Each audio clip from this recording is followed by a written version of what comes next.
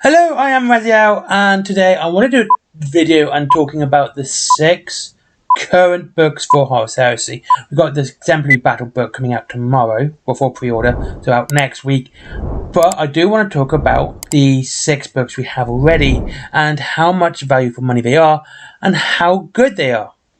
Now, I will have to compare these to each other, and I will be taking into account how good a value they are bought on their own. And I mean, the rulebook can be and should be purchased with the Age of Darkness box, but we'll come to that when we come to it. Also, as much as I would like to make comparisons with codexes, I can't do that with the Liber books. I will have to compare the Liber books as they are to each other for obvious reason. Basically, they are not codexes in anything, not even name. So let's begin with the rulebook. Now, the rulebook, tell you what, I can usually tell what a game is meant to be based on by the opening part. Now, the opening part of the rulebook is the lore, not the rules.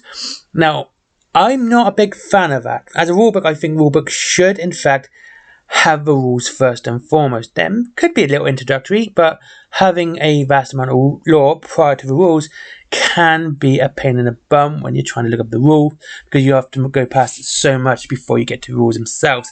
And it also kind of indicates that it's meant to be a narrative game based around lore rather than having more games based on, actual match play. I'm a fan of narrative play, I really am, but I do think rule books should have their rules first and foremost. But there is a lot of lore as well, compared to the other books. Just under half a book is lore. It's all the legions, and there's a bit of a paragraph for each Primarch, except Conrad Kurz, because he gets a full page. And there's the other armies as well, from the Solar Auxilia, the Adeptus Custodes, Mechanicum. All of them get their own little segment and bits about their lore. And this is an interesting read, and there's quite a bit in there. There's colour schemes, and a little bit, like I said, there's a little bit of information in there, and I think it's quite good. There's the timeline. I always like timelines in these books, from the Age of Sigmar ones, not Age of Sigmar, but Warhammer Army books, the old codices. Having that timeline, I've always liked that, to see how the history of the game or the army you're reading progressed. And I like it now still. And I remember reading it back in older rule books as well. I do like that. The rules are, again, near the back, which is a bit weird, because I would like them at the front, because, that's what you need to read. I mean, they're straightforward. No, they're not bad, and it's hard to really talk about rules, to be honest with you, outside of I like playing the game. But they're not too complicated. They're nicely condensed at the back, and the rule segments are well put as well. So you can even though they're behind the lore, what you need to find isn't too difficult. So I can't really complain that much. Well, the next books are the Liber Astartes and Liber Traitoris. Right, first things first. If you're not really doing anything that Legion specific outside of, no real named characters or units, these books are pretty much interchangeable, to be honest with you.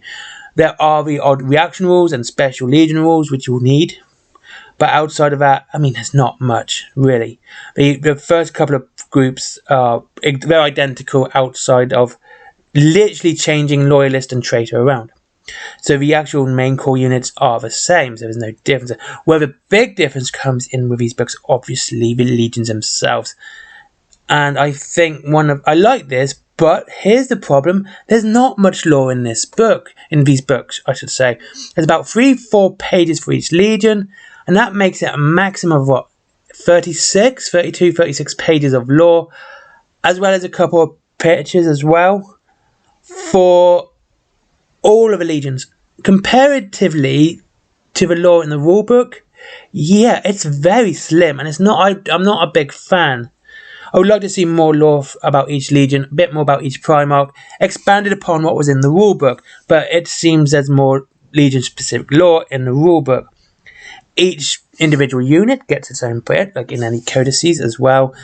So yeah, I quite like it, and they are a necessity if you really want to get into more Legion-specific units and items. So that's what you really need it for. If you've got the Age of Darkness box and you're not looking to expand further much out of that, if you can, try and get the rules PDF for free. There's plenty of ways of doing that. That would be the best way. But if you're going to go for more Legion specific, you do need these books. They are very big books as well, and I've got to tell you, they are £45, well, £42.50 each, but they are some hefty tomes, and taking them around is kind of a pain in the bum. Like I said, they are big books, and they only really come out when I need to play a game now. They're nothing, they stay on the shelf more than anything else. And, well, with rulebook I read quite often because the lore is interesting. The lack of lore makes these stay on the shelf until I need one to play. If I'm using my Thousand Suns, I'm using my Blood Angels, that's the only time these books come out. Now, with those, we have a Liber Imperium and Liber Mechanicum. Now, the problem with these two books straight away is that they lack a lot of lore. And as far as I can see, it does seem that the only one with a lot more lore is the Mechanicum book. And that's more or less a lot of diagrams and artwork at the back of the book compared to actual stories at the front. I mean, I like that. I do enjoy that sort of lore where it's more technical rather than story driven. I enjoy it. I think it's interesting.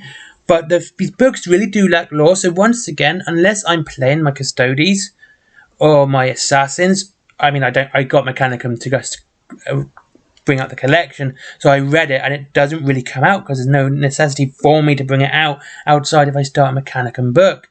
And also, the thing about the Mechanicum book, which I've noticed, is that the index kind of stops, and everything's not there. And what I was trying to find, so I was going to do a video on the worst priced models, and I was looking for Warlord Titan, a battle one.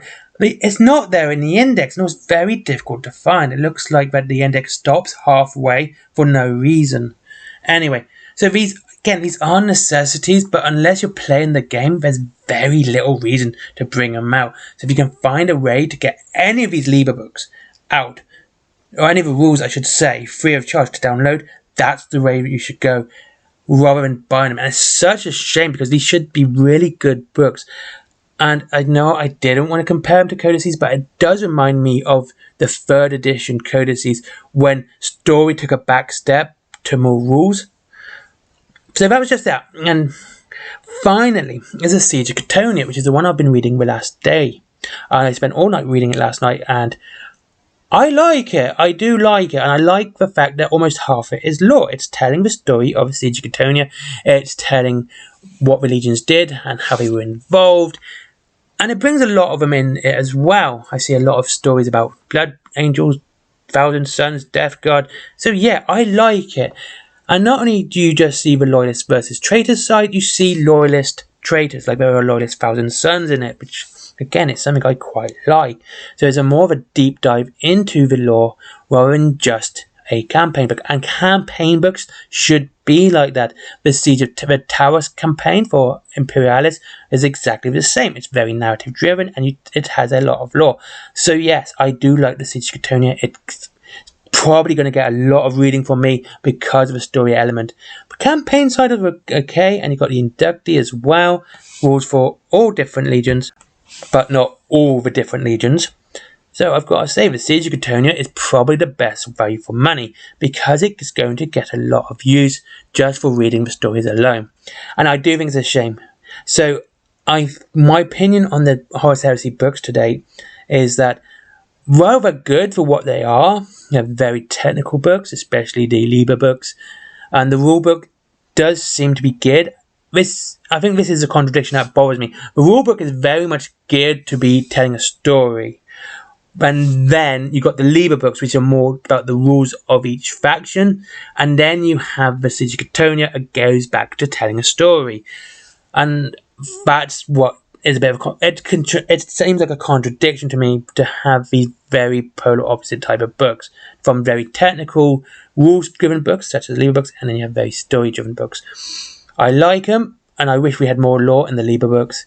And by the looks of it, the exemplary battles may be very lore-driven as well, because we have 5 battles in that book. And what I've seen of the ones they could download for free, there is a lot of lore attached, which is fantastic, and I like that. Anyway, thank you very much for watching this video on the 6 starting Horus Heresy books. And I quite like them, but I do wish they had more lore. I think that's the biggest problem. And that's it. Thank you very much for watching. I hope you enjoyed this video. Like and subscribe. I haven't said that in absolute ages. because I will leave that little tag up now. Link to Railing Games down below if you wish to save money on your Warhammer up to 20% and free delivery after £20. There is, of course, Forbidden Planet for comics and nerdy stuff. There is my comics and merchandise as well. And finally, Patreon. But as always, if you've been watching this channel, you know that I'd rather you go out, treat yourself. It supports the channel either way. And, you know, everyone wins that way. And you're not just giving me money. Have a great day, and I'll speak to you all again soon. Goodbye.